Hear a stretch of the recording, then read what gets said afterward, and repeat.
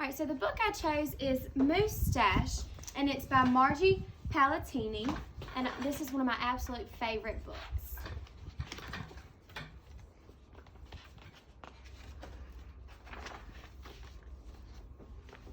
Moose had a problem, a horrible, hairy, prickly problem. It grew right below his nostrils and just above his upper lip, a moustache. Now, not a few spare hairs or shy little stubble, no mere weak, wandering whiskers on the upper lip of his moose. No siree, Moose had a big, bushy, bristly, mighty moustache. But a moustache that was a blurry, surly, mangy mess, and it itched a lot. Sure, he plucked and he tweezed. He even clipped, snipped, and teased. But his combs were still cowards, and his brushes rebelled. His scissors simply surrendered.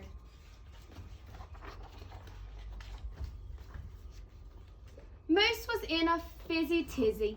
The moustache was completely crimpling his style.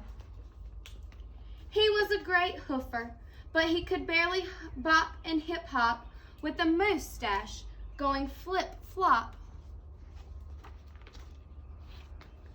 He was a wonderful chef, but he simply could not flambeau his souffle with all those whiskers in his way. And he was a daring skier, but how could he downhill race with the mighty moustache blowing in his face? Moose had to do something, and soon. But what?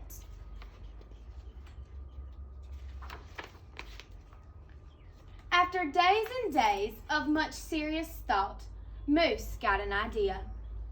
He crossed some hairs here, he crossed some hairs there, and he tied his moustache around his neck. A moose scarf seemed to be the ideal answer to his problem. It was so simple, so easy, so perfectly perfect.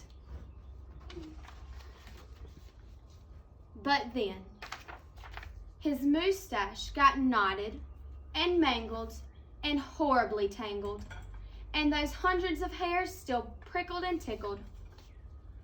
Worse, Moose could barely take a breath with all that moustache wrapped around his neck. So, Moose untied, unwrapped, unknotted, and gulped in some fresh air. He got another idea. He parted some hairs this way, he parted some hairs that way, and he heaped all the moustache on top of his head. Moustachioid antlers seemed to be the ideal answer to his problem. It was so simple, so easy, so perfectly perfect, until the squadron of squirrels and one very nosy gopher moved right into the Moose Motel. They huddled and hoarded, furrowed in, burrowed out. Needless to say, it became quite crowded up there on Moose's head, and heavy and messy. And very, very noisy.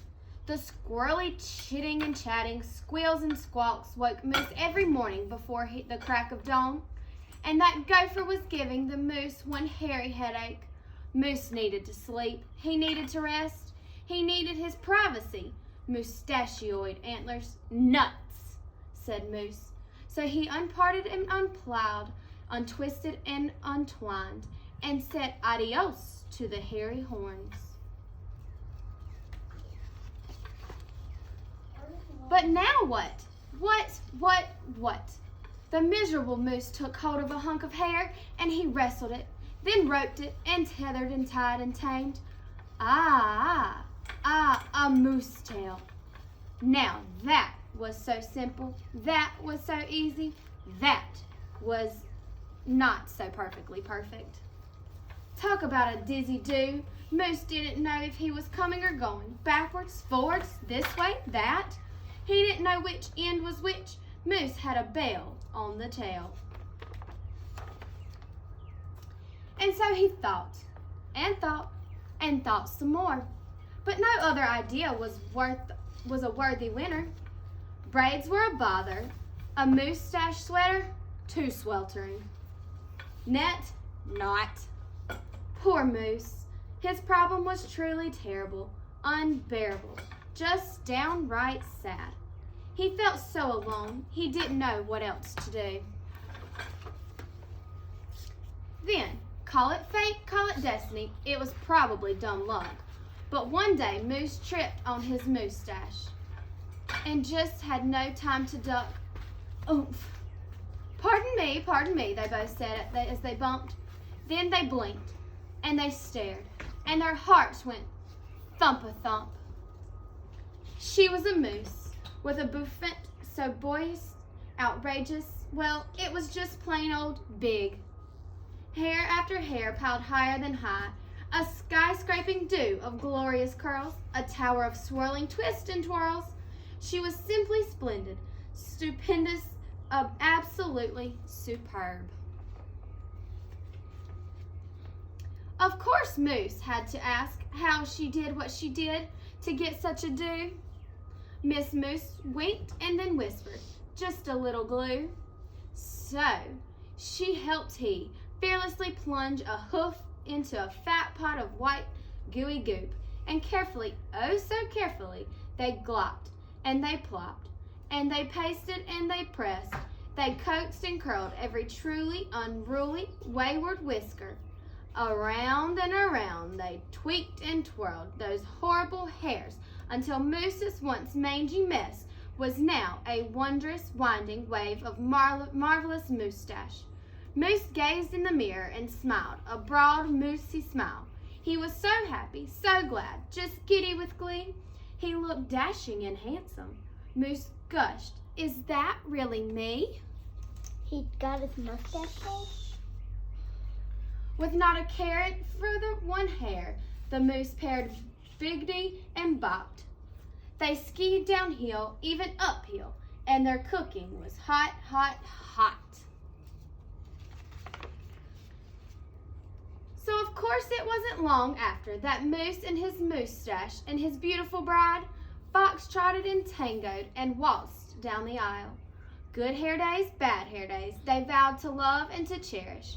And with hearts heaped with love and pots filled with goop, they both sighed, "I do" glue, and promised to never part.